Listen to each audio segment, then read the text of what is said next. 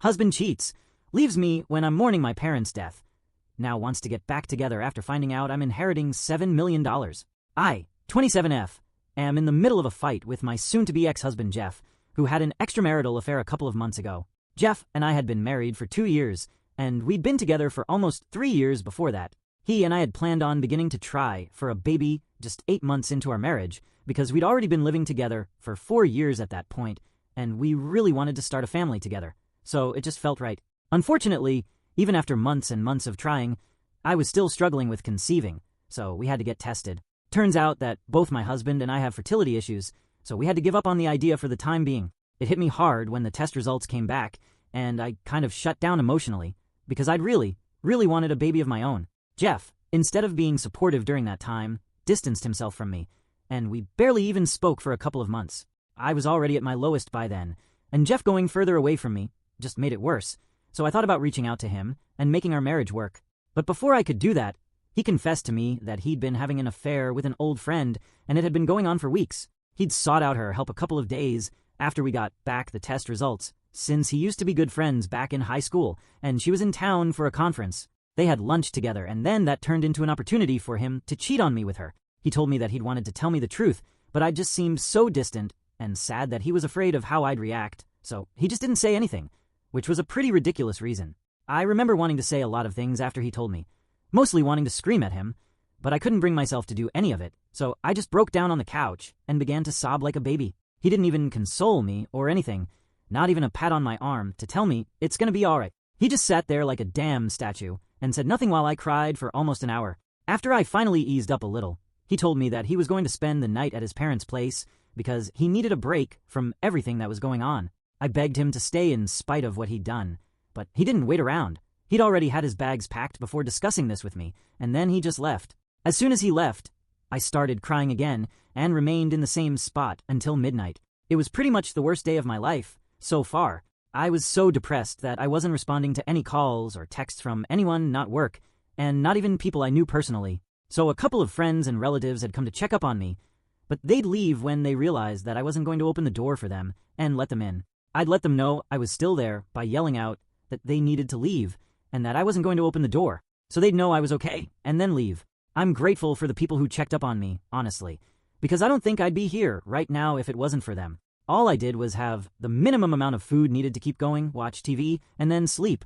I was basically a zombie for almost 2 weeks. Then one day, one of my cousins came by, and I told him to leave my living room, but he didn't go. Instead, he told me that he had important news to share, and he needed to do it in person. I didn't take it seriously and argued with him, so he finally snapped and told me that he was here to inform me that my father had passed away that morning from a heart attack, and since I never checked my phone, people didn't have any way of letting me know about it. I was already pretty heartbroken from whatever had happened with Jeff, and then the news of my dad's demise just broke me even more. After my cousin who visited me to tell me the news left, I think I started crying so loudly that the neighbors had to come to my door to make sure I was okay. That evening I booked myself a flight back home for the funeral, and it was really difficult, because I barely knew what I was doing all throughout. I had to be helped by people I barely even knew, because I was so lost, but somehow I got back home safely and made it through the funeral. I was blank and didn't cry at the funeral much, but I'd planned on staying for 2 weeks at home with my mother, so she'd have someone to count on. She was devastated at the funeral, and didn't leave my side even for a second, but we barely got to speak, because of the sheer number of guests and relatives showing up. My dad was a well-known man. He was an attorney and was one of the best in his town. He was also a really good man, and people loved him. Some people had even traveled overseas to pay their last respect, so you guys can imagine what sort of love and respect people had for him. My mother and I were overwhelmed, and for the 2 days after the funeral, we just made small talk, and I'm grateful for even that much, because just 3 days after the funeral, I lost my mother as well. The medical report said that my mother had passed away due to natural causes, and since she'd passed in her sleep, it had been peaceful for her, but I knew that she'd passed away from a broken heart. Call me crazy, but that's what I really believed. Within days of my father's funeral, we had to organize another funeral for my mother, and this was smaller, but it hit me even harder than my dad's death, because this had happened while I was fast asleep in the next room. I think I pretty much shut my brain off after my mom's passing and was a robot. I flew back home after the funeral and finished off some legal paperwork with the executor of their will, my dad's secretary. There was nothing for me to stay back anymore. So I came back to my own home and resumed my old routine of eating, watching television, and then going to sleep. My life spiraled out of control after that day because I was so depressed that I could barely bring myself to eat or sleep. I lost my job after 1 week because I hadn't shown up at work for a while, and neither had I told anyone anything about my absence, so they had reason to fire me without notice. Besides, it's been ages since I responded to anyone from work, so I should have seen it coming, but it was still a huge blow. This time hardly anyone came by to check on me, because everyone thought that I was staying back at my childhood home, and it was a relief, because I didn't want to see anyone, and vice versa. So that was the last 4 months of my life after my parents' passing. I haven't had a job for almost 5 or 6 months, and haven't done anything outside of the house for just as long, if not longer. I don't talk to anyone, and it was only recently that I realized that I've been a total mess. I've neglected everything apart from paying the rent and bills on time and doing the absolute bare minimum. I was in this state for almost 1.5 months until one day I decided that I wanted to comb my hair because my head was really heavy and I wanted to do something about it because it was uncomfortable. I finally looked at myself in the mirror that day and realized that my hair was a rat's nest. My clothes were grimy and dirty, and my face was all sunken and hollow, like I was straight out of some horror movie. I was disgusted by my appearance, but I still tried to brush my hair, and the plastic hairbrush snapped into two because of how tangled my hair had become. It was a small, insignificant thing, but that was a wake-up call for me. I didn't know how that happened, but something just switched in me, and I ended up falling to pieces in front of the mirror once more that day. This time, I was not crying just for the sake of it, but I just wanted to get it all out of my system before I went out to get my life back on track. That day, I got my hair done and a full-body spa and massage from one of the best salons I could find near me. I still had a ton of money that I'd set aside because I'd been saving when I'd been trying to get pregnant with Jeff. I had a well-paying job in the past, so money had never been an issue for me, and I hardly had any massive bills anymore since Jeff left, and it was just me. I barely ate or did anything, so I was doing just fine financially. After getting my hair done and stuff, I went out on a shopping spree, bought myself a couple of new dresses, and came back home. I realized the state of my home because I hadn't cleaned in ages, so I had to hire a cleaning service to do the job as well. I wasn't embarrassed of it in the slightest since I knew what I'd been through, and I think anyone who'd found out that they were basically infertile, had their husband cheat on them, lost both their parents, and also their job in the span of just a couple of weeks, then they probably would have been gone by now. Once my house was clean, and I was finally looking like a human being again, I started looking for therapists who could help me because I'd realized that I was probably clinically depressed, and the shopping spree and stuff had helped a little, but it was just temporary. If I wanted to get out of this mess, then I'd need professional help, and I wasn't ready to go back to the condition I was in for so long. Along with therapists, I also started looking for jobs and made sure that I explained my circumstances to my ex-employers as well in case I needed recommendation letters or stuff. To my surprise, my ex-boss ended up inviting me back to work if I was up for it, because she said that her son was an advocate for mental health awareness, and he'd be disappointed if she didn't at least give me an opportunity to get my life back on track. She also offered to put me in touch with her son, who worked with a lot of great mental health professionals who could help me out and make my search for a good therapist easier.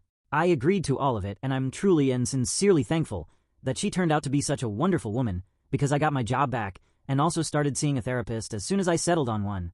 I've been attending therapy sessions every week for almost a month now, and I feel like I'm finally getting better. The only thing I hadn't done so far was that I hadn't filed for divorce from Jeff, because I didn't think I wanted to leave this marriage just yet, and I really had faith that he'd come back. Also, I'd forgotten that I had to do that, because I was depressed about my life. So I didn't think about divorce, and just waited around like an idiot. Then finally, about 4 days back, I received a call from him. Usually, I don't answer calls from anyone, but since it was Jeff, I got really excited and answered the call.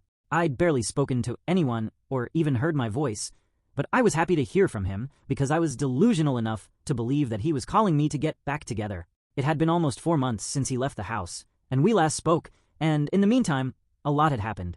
I was finally doing better now, so I hoped that his coming back to me would be the beginning of a fresh start for the both of us. He even hinted at it by inviting me for dinner at a restaurant we loved going to when we were together, and I agreed to see him there. I got all dressed up and went out to see him that evening and even hugged him and stuff when I saw him. He looked happy to see me too, but he didn't ask me any questions and jumped straight to his own life and how fabulous it had been for the last couple of months. He told me that he'd been traveling ever since he left me, and that he'd seen a number of places so far, all beautiful, and had also met numerous people. He mentioned that his old friend, who he'd had the affair with, had convinced him to go away for some soul-searching, and he brought it up really casually as well, but he was speaking about it in the past tense, so I thought that maybe that was done with. I even asked him if they were together, and he laughed and said no, because apparently she was too busy to commit to a relationship, and he didn't want one just yet. I was relieved, but like an idiot, I didn't even bother to think that just because they weren't together, it didn't mean that they didn't still have a thing together, because the reasons he'd given me were that they were too busy and non-committal to be together, not that they didn't like each other.